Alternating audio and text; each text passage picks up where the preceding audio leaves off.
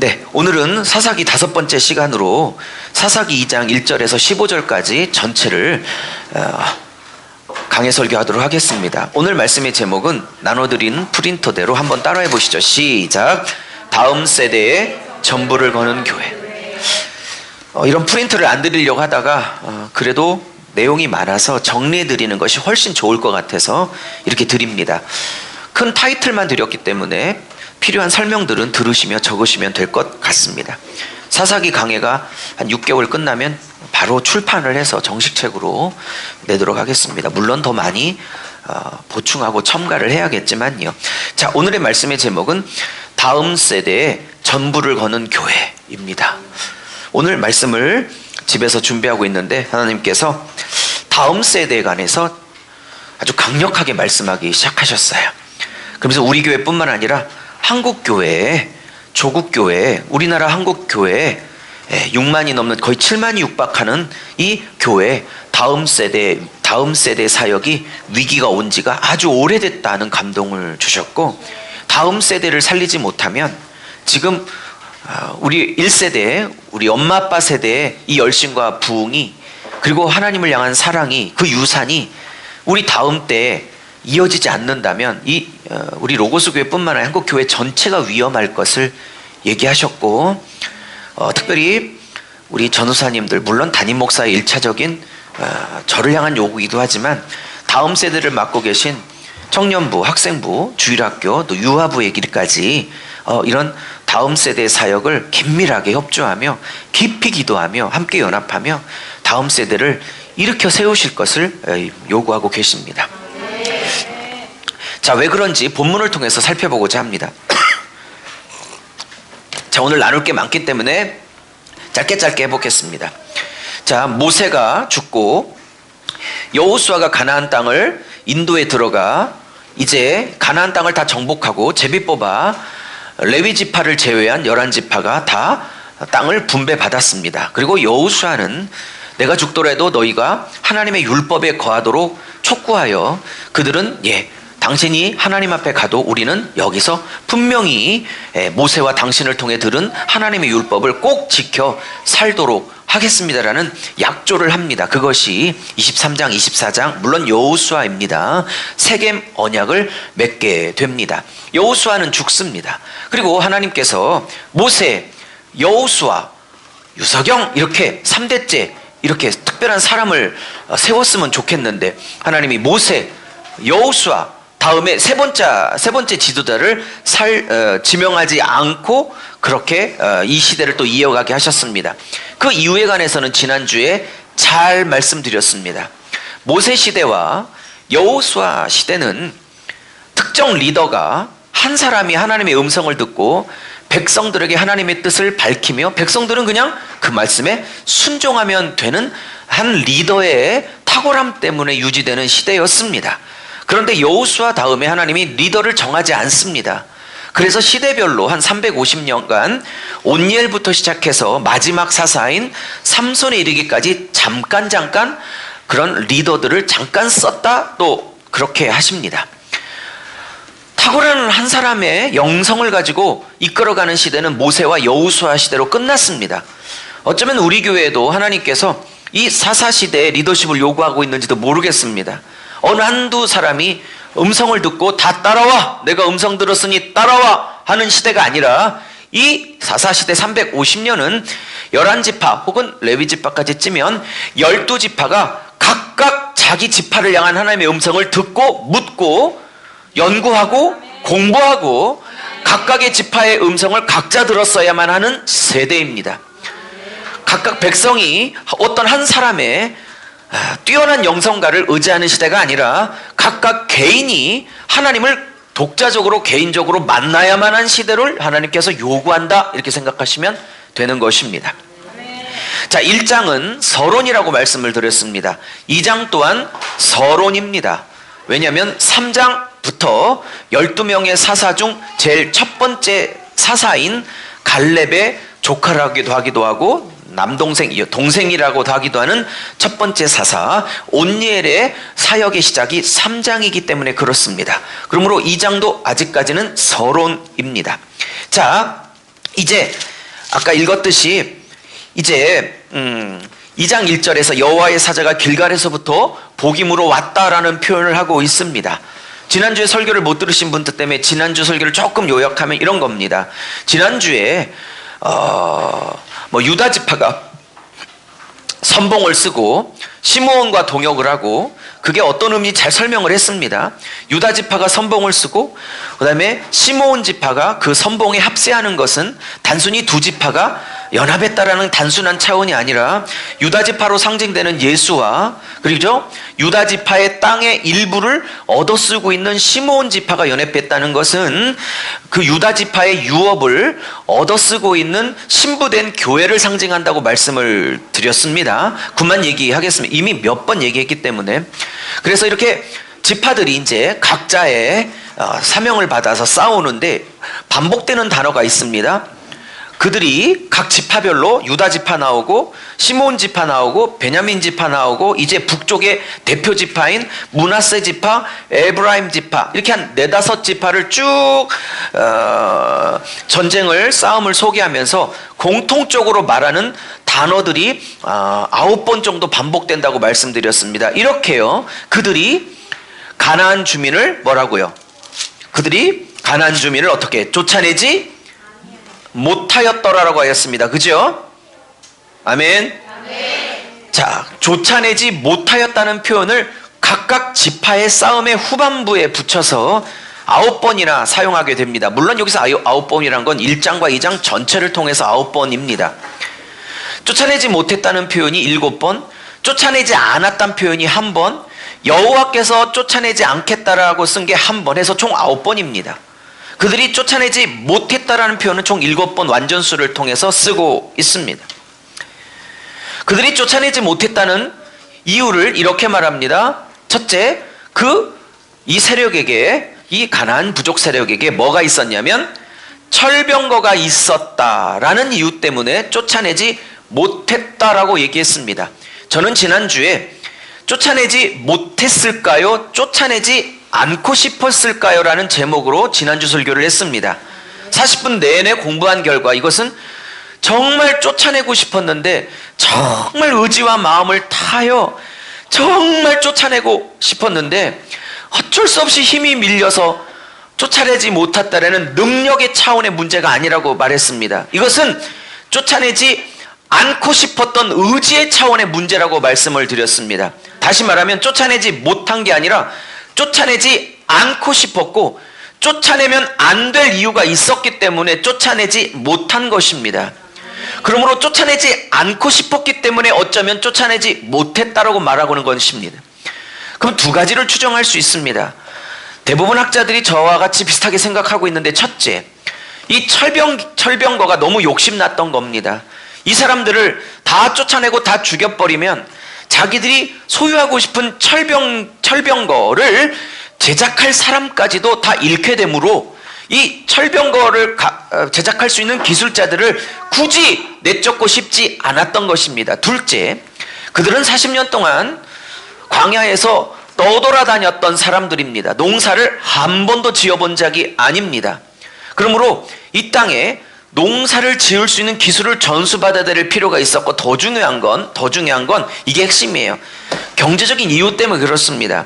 농사를 짓거나 철병거를 만들거나 어쨌든 그들을 무력으로 정벌 해서 다 내쫓지 않았던 이유, 조금씩 다 남겨놓았던 이유, 모든 지파가 다 쫓지 않고 일부를 의도적으로 남겨놓았던 이유는 뭐냐? 그들을 철병거 만드는 일에 사용하든 농사 짓는 일에 노예로 투입하든 그들의 노동력이 필요했고, 그죠? 그들을 노예로 삼아야 될 필요했고 경제적인 가치가 있었기 때문에 쫓아내지 않았던 것입니다. 여기에 중요한 메시지가 숨겨져 있다고 지난주에 제가 정확하게 말씀드렸습니다. 이 경제 논리에 하나님의 뜻이고 뭐고 나발이고 그냥 다 없애버리는 우리랑 이 쫓아내지 않고 있는 지파들의 불순종이랑 너무나 닮아 있다라는 겁니다.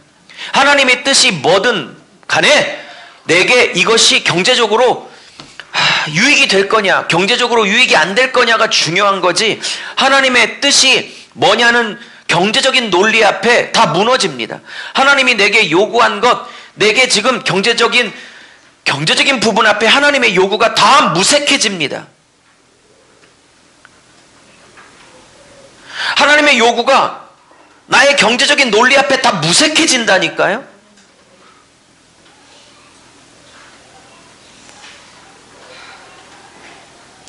이 얘기를 왜 하고 있는지 못 알아들으실 겁니다.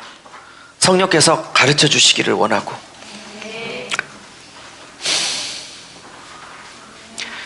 그러니까 쫓아내지 못했다라는 표현 7번을 딱 쓰고 1장 28절에 7번을 쫓아내지 못했다는 표현을 쓰고 1장 28절은 이게 진짜 쫓아내지 못한 건가 쫓아내지 않고 싶은 건가를 1장 28절에 풀어 설명하기를 그들이 쫓아내지 아니하였다라고 단어를 바꾸어 쫓아내지 못했던 이유가 쫓아내지 아니하였음에 나오고 있는 것을 명확하게 밝히고 있습니다.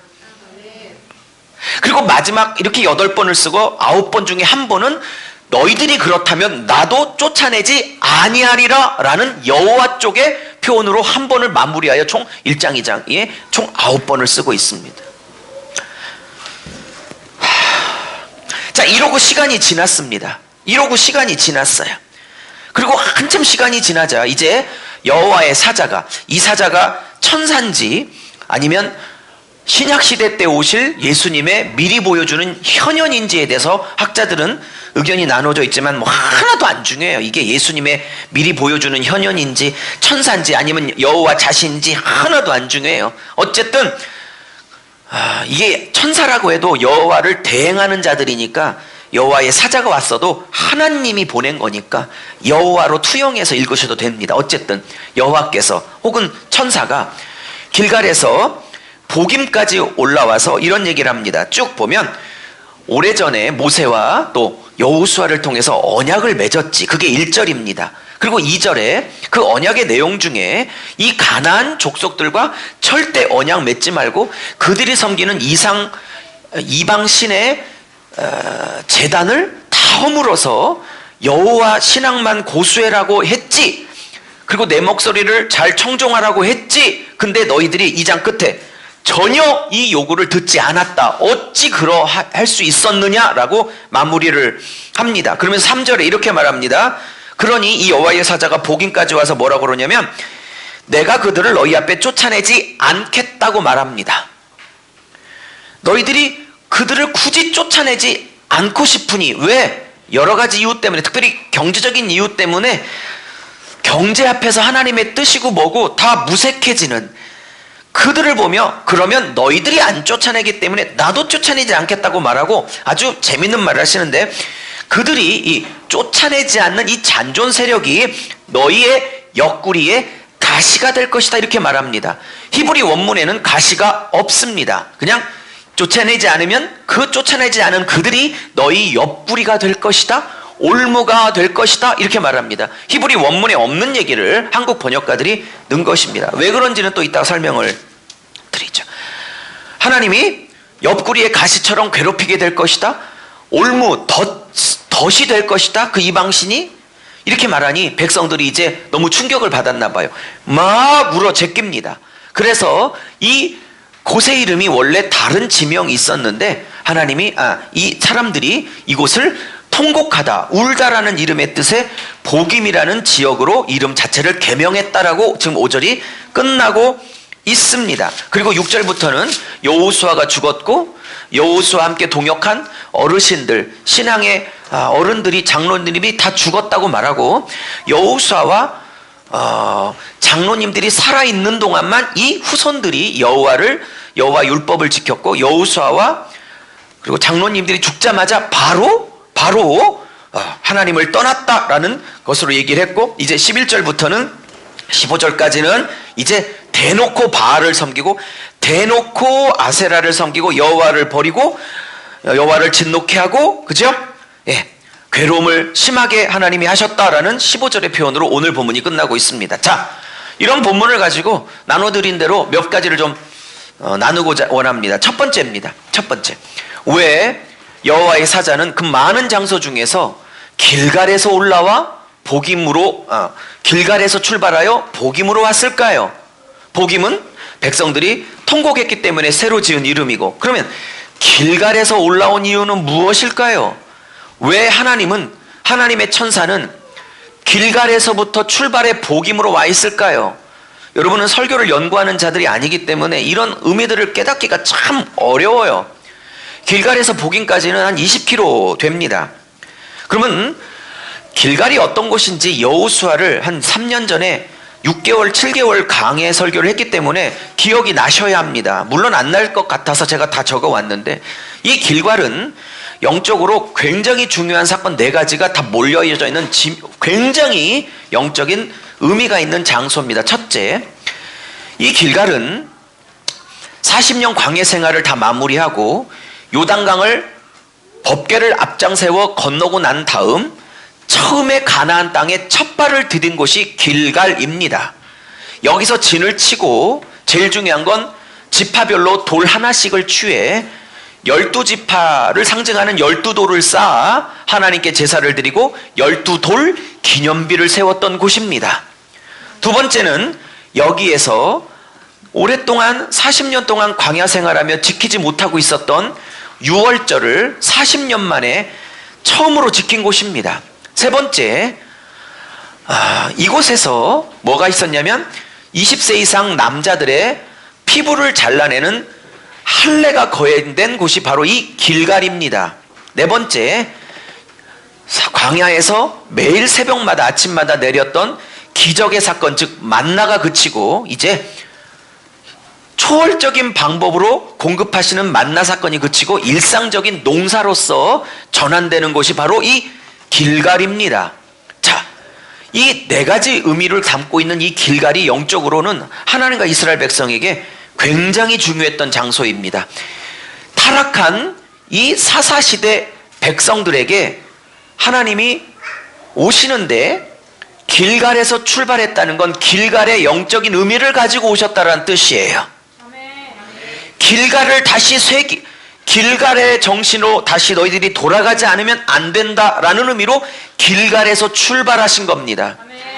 너희들이 이 땅에 처음 발길을 들여놨을 때 길갈에서 했던 4가지 정신을 너무나 잃어버리고 있기에 이 길갈의 영성을 4가지 영성을 회복하지 않으면 너희들은 영원토록 통곡하는 삶을 살게 된다라는 의미로 길갈에서 사자가 출발한 것입니다. 이 말씀에 집중하세요. 이 잔념이 오는 세력들을 자꾸 치면서 집중하십시오. 그러면 여호수아 강의를 또 해야 합니다. 그렇지만 배웠기 때문에 짧게 하고 넘어가겠습니다. 첫째, 요단강을 건너고 난 다음에 12돌로 기념비를 세웠던 곳입니다. 이 말은 뭡니까? 왜 12돌을 길갈에서 세웠나요? 우리가 여호수아에서 잘 공부했죠? 사실 12돌이 하나가 아니라 2개가 세워졌다고 말씀드렸습니다. 언제? 요단강 한 복판에 12돌이 세워졌고, 물론 다시 물이 합쳐질 때 물에 가려서 안 보이겠으나 거기 밑바닥에는 12돌이 분명히 존재합니다. 그리고 와서 길갈에 또 12돌을 세웠습니다. 그러니 기념비가 2개라고 우리는 정확하게 배웠습니다. 이 2가지 돌의 의미는 뭐라고 그랬죠? 하나님 앞에 대적하고 원망하고 비판하고 하나님 앞에 대적했던 광야 생활의 옛자를 요단강 그 복판에 다 세례시켜 나를 옛사람을 죽이고 이제 길갈이라는 하나님의 새로운 약속의 땅에서 12지파가 새로운 인생을 새로운 목적으로 새로운 가치로 새 존재로 살아내겠다라는 것으로 그렇게 요단강의 옛자의 죽음을 의미하는 12돌, 길갈에 새 인생을 시작하는 12돌을 2개를 세웠던 겁니다. 여기서 여호와의 사자가 출발했다는 건 뭐죠? 너희들이 옛생활, 옛자 다 죽이고 이제 하나님이 요구하시는 새 인생을 살겠다고 했던 그 정신을 어디다 잃어버리고 이렇게 타락하여 살고 있느냐에 대한 길갈의 요구입니다. 두 번째, 유월절을 40년 만에 지킨 것이 바로 이 길갈입니다. 유월절은 뭐죠? 어린 양의 피가 문설주와 임방에 발라졌을 때 이스라엘 백성만 죽음의 사자가 심판이 넘어갔던 그것을 기념하는 게 유월절이죠. 유월절을 광야 생활 40년 이렇게 돌면서 지킬 수가 없어서 지키지 못하였습니다. 처음으로 40년 만에 지켜내고 있습니다. 여기가 길갈입니다. 가나안 정복 싸움에 하나님이 길갈에서 유월절을 지키라고 했던 것은 모든 이 영적 전쟁의 시작과 출발은 구원에서 시작하는 겁니다. 십자가에서 시작하는 겁니다. 내가 얼마나 죄인이었는가를 깨닫는 십자가 정신으로 시작해야 하는 겁니다. 그러므로 길갈에서 사자가 왔다는 건, 길갈의 정신을 갖고 왔다는 건 너희들이 타락하고 있는 이 현실을 보며 너희들이 시작했던 그 첫 자리, 십자가의 자리, 죄인됨을 고백했던 자리, 하나님의 은혜 없으면 안 됐던 그 자리, 그 자리를 다 잃어버렸으니 그것을 회복하라 말씀하시는 겁니다. 세 번째, 할례했던 곳입니다. 이것은 할례를 했습니다. 정말 제가 여호수아 강의 곧 이제 책으로 나올 건데요. 네, 자매가 부탁을 했는데 자매에게 치고 있는지 모르겠어요. 네, 대답을 안 나오는 거 보니까 안 치고 있네요. 빨리 부탁합니다. 빨리 책으로 내야 되니까 부탁 한번 빨리 쳐주세요. 자, 그러면 할례를 여기서 했다는 건 여기 끝나면 바로 여리고성입니다. 전투. 여리고 군대가 이 이스라엘 백성을 아주 주목하고 있는데 여기서 남자 일주일 동안 최소 3일은 꼼짝 못하는 피부에 할례를 하나님이 명한다는 건 군사학적 측면으로, 전략적 측면으로 하나님이 바보 같은 이스라엘 백성을 아주 다 죽이려고 적군의 칼에 다 도륙나게 하는 바보 같은 전략을 지시한 겁니다. 하나님이 지키셔서 여리고성의 군대가 할례를 받고 있는 동안 쳐들어오지 않아서 그렇지 정말 무식한 전략입니다. 하나님이 이 전략을 요구할 때는 깊은 의도가 있는 거죠. 하나님이 무식한 게 아니지요. 여러분, 할례는 뭐를 의미한다고 제가 10년을 가르쳤습니까? 할례는 단순히 피부 절단이 아니라고 그랬어요. 할례는 뭐죠? 남성의 자녀들에게 씨를 주는 곳입니다. 생명을 주는 것입니다. 그 생명을 주는 곳 일부를 잘라냈다는 건 일부를 통해서 하나님이 전체를 잘라낸 것으로 인정하여 내가 생명을 낳을 수 있는 능력이 절단됐음을 말하고자 하는 영적인 메시지를 갖고 있습니다. 내 힘은 끝나고, 내 생명은 끝나고, 내 의는 끝나고 나는 어떤 생명도 낳을 수 없는 존재로서의 할례를 요구한 겁니다. 영적 전쟁, 이제 가나안 전쟁을 이제 본격적으로 시작하는 그 초기에 할례를 명했다는 건 이 가나안의 정복 전쟁이 네 힘과 네 생명과 네 능력으로 할 수 있는 전쟁이 아니라는 사실을 얘기하려고 오는 건데, 이걸 다 잊고 있기에 길갈에서 출발하여 할례의 요구를 이 천사가 하고 있는 겁니다. 자, 만나가 그친 건 다음에 얘기하도록 하고요. 이러한 여러 가지 이유 때문에 이 천사는 그 많은 도시 중에서 길갈의 영성을 회복하라고. 오케이? 나는 죽었고 새 사람으로 살아가는 그 영성을 회복하라고. 첫사랑 십자가의 자리, 은혜 아니면 안 된다는 그 자리로 회복하라고. 내 힘과 내 생명과 내 힘으로는 안 되고 오직 하나님의 힘을 힘입어 살아가는 존재라는 그 할례의 영성, 길갈의 영성을 회복하지 않으면 안 된다고.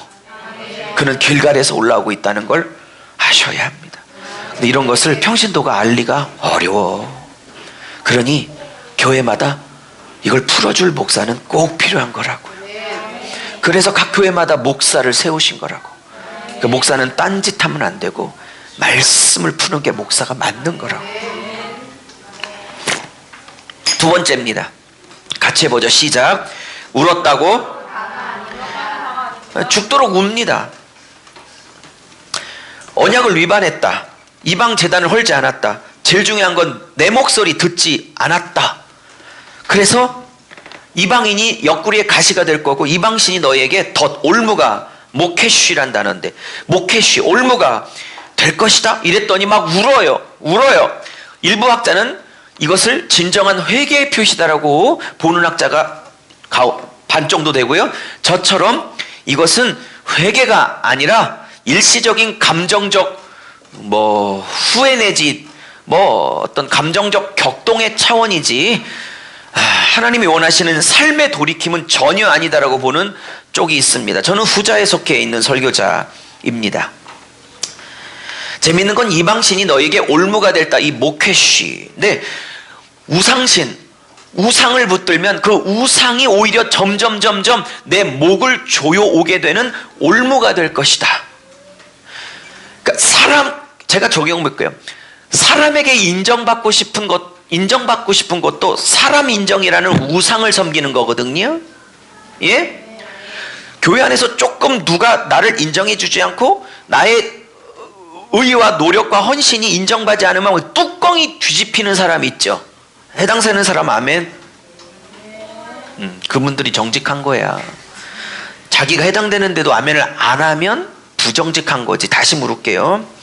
지금 우상 그러니까 이게 지금 3000년 전 사건인데 우리랑 누가 요즘 목각으로 아세라와 바알을 섬겨서 우상 숭배하고 있는 2019년 한국 그리스도인들이 어디 있어요. 눈에 안 보이는 우상이 있을 뿐이지. 그 중에 하나가 사람 인정이라는 우상을, 사람 영광, 박수, 인기, 내가 저들 눈에 어떻게 비칠 것인가 내지 내가 인정, 다시 말하면 결국 이것이 자기의인데 결국 이것을 셀프 러브, 자기 사랑이거든요. 자기애예요. 자기애.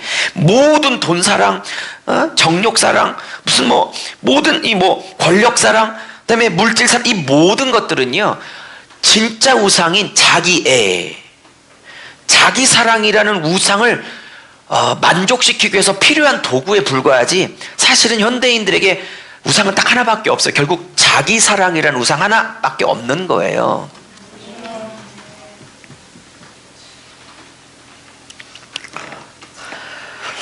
이렇게 10년을 가르쳐도 못 알아듣죠.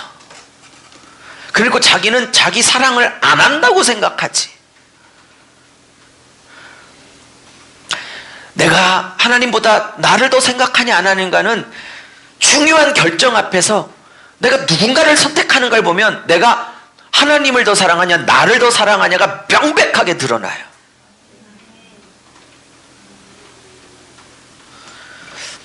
제가 오늘 굉장히 강력하게 얘기하고 있습니다.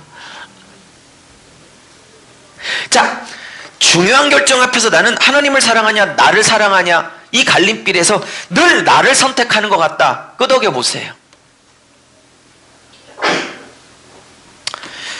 자, 그랬더니 하나님이 이방인이 너희 옆구리에 가시가 될 거라고 그랬어요. 근데 이건 가시라는 건 나와 있지 않습니다. 히브리 원문에는. 왜 근데 가시로 썼냐? 민수기나 여호수아에 이런 표현이 나와요. 옆구리에 가시가 옆구리에 채찍이 될 것이라는 표현이 나와서 사사기의 저자가 안 쓴 걸 한국 번역가들이 그냥 가시란 말을 민수기와 여호수아에 썼기 때문에 그냥 이어서 쓴 거지 헬라 원문에는 없습니다. 제가 민수기와 여호수아 성경 구절까지 써드릴까 하다가 그냥 내비뒀는데 어쨌든 여러분 그러면 봐요. 옆구리에 가시가 될 것인 게 아니라 헬라 원문을 따지면 그 이방인이 너의 옆구리가 될 거야 라고 썼습니다. 레취딤입니다. 레취딤, 옆구리 레취딤이 될 거야 그랬습니다. 이건 뭘 의미하냐면 옆구리의 가시처럼 너희를 괴롭히는 것이 아니라 이게 뭐냐면 너 자꾸 이렇게 살면 이방인들 좋아하고 이방신 좋아하고 이방재단 좋아하고 하면 아예 이방인이 옆구리 아내가 될 것이야 이렇게 얘기한 거야. 뭔 말인지 아십니까? 그 이방 여자가 옆구리, 왜? 그래서 히브리인과 한국인이 참 이게 정서가 같아요. 그래서 성경 이야기가 서양 신학자보다 한국 신학자들이 성경을 더 깊이 볼 수 있는 이유가 정서가 비슷해. 본능적으로. 우리 누구한테 예를 들어야 돼? 제일 맘 넓은 효진이로 쓸게요. 효진이 가을이 왔어요. 가을이 오면 어디가 허전해? 옆구리가 허전하지. 우리나라도 옆구리가 허전하다고 그러지. 에?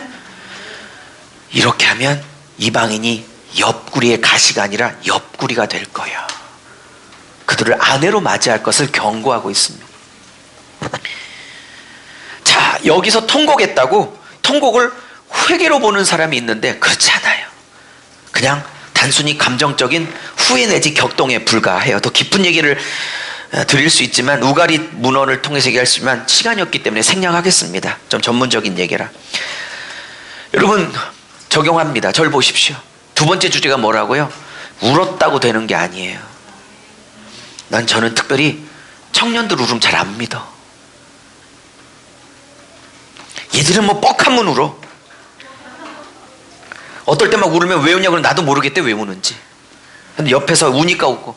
제가 그래서 여기 우리 옆에 게시판에 8월 15일 날 했던 청년들 막 울면서 기도하는 걸 다 찍었더라고요. 제가 늘 보면서 저게 진짜일까? 저게 진짜일까 애들이? 제가 밑에서 다 말을 달라고 그랬어. 삶으로 증명해. 삶으로 증명해. 사기치지 말고. 아, 그게 말이 세지? 속이지 말고 삶으로 증명해. 근데 다 쓰고 싶어. 절대 사진 안 믿습니다. 담임 목사는. 울었다고 다가 아닙니다. 아니 울었던 게 나쁘다는 게 아니라 하도 많이 속아가지고 도로 그 자리라면 이틀간 그렇게 울었던 게 무슨 의미가 있어. 중요한 선택과 결정 앞에서 항상 자기 사랑을 선택한다면 그 울음이 무슨 소용이 있냐고. 복임에서 이렇게 12지파가 이 여호와의 천사의 선언을 보고 이렇게 울어놓고 바로 2장 7절부터 바로 그냥 바알을 섬김. 아니 2장 7절부터 바로 바알과 아세라를 섬길 거면 4절 5절에 왜 그 여호와의 사자의 그 말 앞에 왜 통곡하고 난린 거야 도대체. 7절부터 바로 자기 사랑 안에 빠져 들어갈 거라면 왜 4절 5절에서 울고 난린 거야 도대체.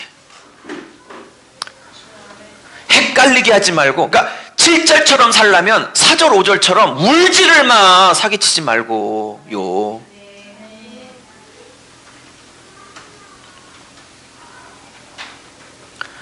중요한 결정 앞에서 내가 지금 하나님의 원하심을 선택하는지, 하나님의 뜻이 분명한데 경제적인 논리 앞에서 하나님의 뜻을 버리는지 잘 보라고. 아니 지금 그냥 사사기를 풀고 있잖아 지금. 가끔 나 그 소리 들어. 목사님 날치네. 나한테 얘기하시네. 여러분, 성령이 목사를 통해서 본인에게 얘기하지 그럼 누구한테 얘기해? 지나가는 똥개한테 얘기해? 제발 나한테 그 얘기 좀 하지 마. 왜 나한테 얘기하냐고. 뭘 강대상에서 쳐치기를. 왜 이러지 오늘? 다시 부드럽게 돌아오겠습니다. 원래 저 착한 모습으로. 뭘 강대상에서 쳐치기를. 그냥 말씀을 풀잖아. 그리고 성령이 나들으라고 얘기하지. 누구누구라고 얘기해. 다시는 제가 일대 목회로 있는 이상 다시는 그 얘기하지 마십시오. 한 50년 있을 거니까. 아멘 안 하는 분은 내년에 쫓아내고 싶은 거죠. 그래요. 자, 쫓아내지 않기 위하여 다시 부드럽게 돌아오겠습니다. 세 번째입니다. 시작. 하나님을 7절입니다. 여호수아와 장로들이 살아있을 동안만 섬겼고 그들이 없자 대번 타락하기 시작합니다. 여러분, 중요한 얘기는 다 했어요. 마무리할게요. 여호수아와 하나님께서 광야 40년 또 홍해바다 가르신 것, 만나 내려주신 것, 반석에서 물 터뜨려 주신 것, 이 모든 크신 일을 직접 경험했던 장로님들과 여호수아, 즉 말씀 사역자들이 살아있을 동안에는 이 후손들이 타락하지 않았어요. 그렇기 때문에 하나님을 제대로 가리킬 제대로 된 말씀 사역자를 담임 목사 입장에선 꾸준히 이 부교육자들을 저는 세워야만 하는 겁니다. 그리고 여러분도 여기에서 강대상에 서게 될 많은 사역자들이 말씀을 제대로 가리킬 수 있는 사역자들이 이 강단에 세워질 수 있도록 여러분은 교육자들을 위해서 끊임없이 기도해야 하는 것입니다. 네 번째입니다. 네 번째 시작. 다음 세대가 아닌 다른 세대가 되지 않기 위해 예배와 말씀 전수에 전부를 걸어야 합니다. 오늘 본론에 나와 있네요. 여러분 오늘 10절에 뭐라고 하냐면 다른 세대들은 여호와를 알지 못하더라 그렇게 나와. 그죠? 맞습니까? 네. 10절이 맞나요? 예. 그 후에 일어난 다른 세대라고 해요. 다른 세대. 어머, 그 후에 일어난 다음 세대, 뭐 이렇게 표현해도 되는데 성경이 그 후에 일어난 다른 세대라고 그래. 다음 세대라고 안 해. 이건 완전히 다른 세대예요. 다른 세대. 제가 말장난 같지만 다음 세대의 사역의 중요성을 자꾸 놓치고 돈이 안 된다, 열매가 빨리 안 맺힌다, 10년, 20년, 30년을 투자해야 나오는 열매들이다, 당장 돈이 되는 작년 사역을 집중해서 일단 교회를 어떻게 먼저 세우고 다음 세대는 좀 2, 30년 후에도 되겠다, 이렇게 하는 순간 이 다음 세대는 전혀 손댈 수 없는 다른 세대가 돼버릴 것입니다. 그러므로 오늘 하나님께서 제가 준비하는데 이 다음 세대가 손도 댈 수 없는 엄마 아빠 세대와 전혀 말도 가치관도 통할 수 없고 대화도 나눌 수도 없는 다른 세대가 되기 전에 다음 세대를 살리는 교회가 되어야 한다. 제 마음에 강력하게. 그래서 요즘 재정도 남아서 뭐 쓸데가 없어서 이렇게 종들을 모시고 있는 게 아니에요. 아무리 쪼들르고 어쩌고 저쩌고 해도 저 혼자는 안 되니까 각 기관을 책임질 수 있는, 즉 청년부, 학생부, 주일학교, 영화부까지 다음 세대에 자기의 인생을 드릴 수 있는 귀한 분들을 모셔서 다음 세대를 살리고자 하는 것입니다. 마지막입니다. 말씀 양육에 실패하면 어떤 결과가 오냐? 총 7가지 결과가 옵니다. 여호와의 목전에 악을 행하게 되는데 이 목전의 악을 제가 7가지로 정리했습니다. 첫째, 바알과 아스타롯을 섬깁니다. 참. 근데 재밌는 거 아세요? 이 바알이란 히브리어 뜻이 뭔지? 이 바알이라는, 물론 이 바알은 남자신이고 아스타롯은 그 아내신 여자신인데, 그렇죠? 이 바알의 뜻이 히브리어로 주인이란 뜻이야. 주인. 그러면서 저 선지서에 가면 이렇게 말해. 내가 너희의 진짜 바알이야. 하나님이 울부짖으며 그렇게 말해. 내가 너희의 진짜 바알이야. 내가 너희의 진짜 바알이야. 진짜 바알 어디다 두고 가짜 바알이 너희를 지켜줄 거라고 왜 그렇게 인생을 낭비하고 있는가? 진짜 바알인 여호와 하나님만이 너희를 지켜줄 수 있는 진짜 바알, 진짜 주임을 알지 못해? 라고 호세아서에 가면 하나님이 피를 토하며 얘기하시죠.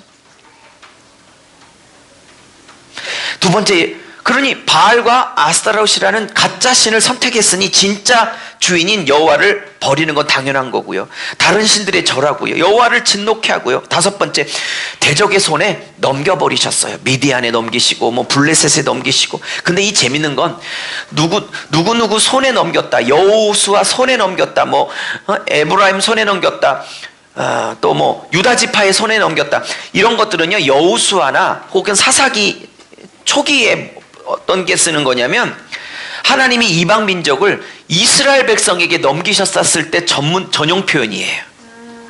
근데 이게 입장이 바뀌어서 이방 민족을 여호수아의 손에 넘겼다, 여호수아의 손에 넘겼다, 여호와 손에 넘겼다, 이렇게 긍정적으로 썼던 축복의 문구가 이제는 이스라엘 백성을 대적의 손에 넘겼다라는 표현으로 바뀌어. 이 비극이 어디서 오냐? 우상숭배 때문에 오는 겁니다. 불순종 때문에 오는 것입니다. 그리고 6절, 재밌는 건 어디로 가든지 everywhere they go, 그들이 어디로 가든지 간에 재앙을 내리셨대. 여호수아에서는요, 어디로 가든에 승리케 하셨다고 했는데, 그러면 이게 언제 뒤집어지느냐? 이게 다윗 때 뒤집어져. 다윗을 향해서 하나님이 이렇게 표현해요. 사무엘상에서, 사무엘 상하에서 이렇게 표현해. 다윗이 어디로 가든 간에 이기게 하시더라. 아멘. 다윗을 상징하고 있는 예수로 가야 이게 뒤집어져. 아멘. 어디로 가든 간에 재앙이, 어디로 가든 간에 승리케 하고 이기게 하는 건 예수를 대표하고 있는 다윗 시대가 와야 이게 뒤집어져. 아멘. 어디로 가든지 재앙이 임했던 이 재앙이 예수가 오셔서 어디로 가든 간에 예수 안에서 이기게 하시는 역사가 십자가와 부활로 가능한 것이라고요. 말씀을 마무리합니다. 사랑하는 여러분, 운다고 다가 아니에요. 운다가 다가 아니라고. 난 도대체 이해가 안 돼. 저도 깜빡 속을 뻔했어요. 7절이 없었으면, 8절 9절이 없었으면 속을 뻔했다고. 뭐를? 2장 4절을. 운다고 다가 아니라니까. 찔렸다고 다가 아니라니까. 말씀을 마무리합니다. 사랑하는 여러분, 다른 거 다 못해도 내가 알고 있는 하나님을 내 목숨보다 더 중요한 내 새끼들에게, 내 자녀들에게 전수하는 일을 실패하면 아무리 다른 것을 많이 인생 가운데 취했을지라도 절대 성공한 인생이 아니에요.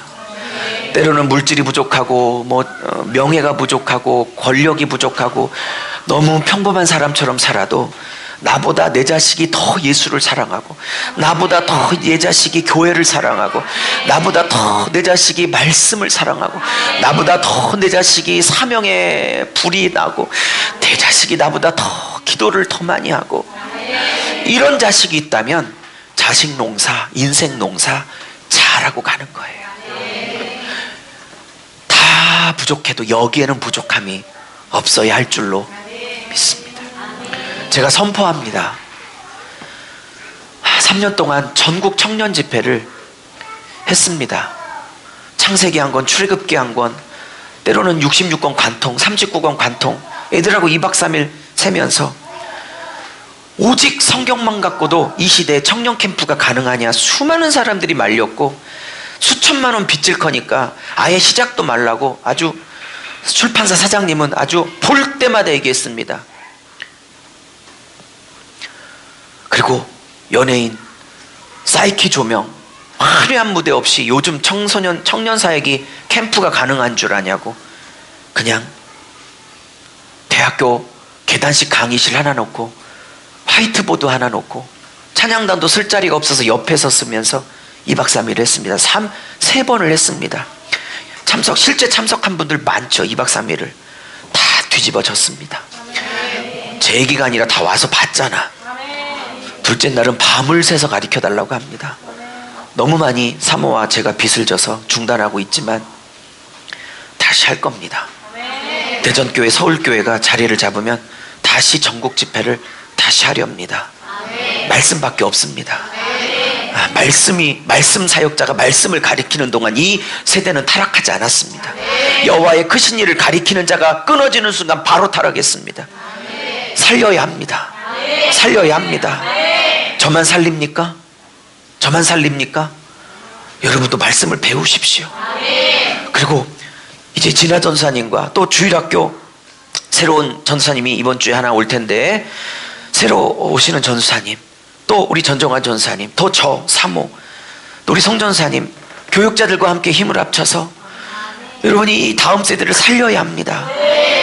여러분이 제 욕심이 있다면 공식적인 오피셜 이 교육자들은 4-5분이, 그리고 앞으로도 더 오시겠지만, 내가 공식적 교육자가 아닐지라도 한 분이 한 사람씩 2사람씩 멘토가 되어서 그 멘티들을 잘 말씀으로 양육하는 작은 목자들이, 말씀의 사역자들이 다 되실 수 있기를 축복합니다.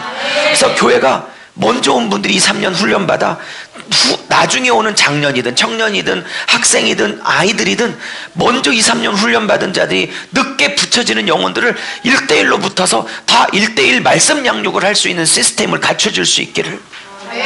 이제 담임 목사 몇 명의 사역자들을 의존하지 않고 평신도들이 교육자들 못지않은 말씀의 실력을 가지고 후배들을 양육하고 또 양육하고 그들이 또 누군가를 양육하고, 중요한 대목인데 이렇게 목소리가 안 나와가지고 내일부터 세미나인데 큰일 났네요. 축복합니다. 아까 좀 세게 말했던 거 이해해 주시고,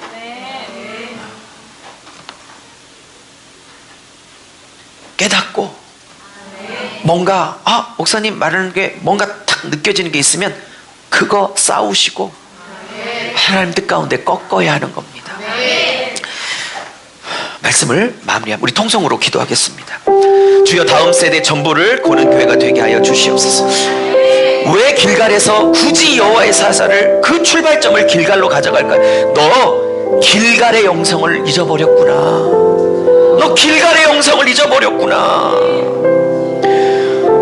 얘야, 우는 거 고마운데 나 운다고 다 믿지 않아. 삶이 따라와야지.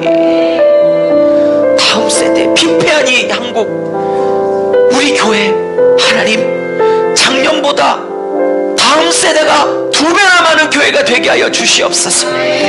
작년이 10,000명이면 다음 세대는 20,000명의 교회가 되게 하여 다음 세대로 북적북적하는 교회가 되게 하여 주시옵소서. 우리 1분간만 주여 한번 부르짖고 기도합니다. 주여.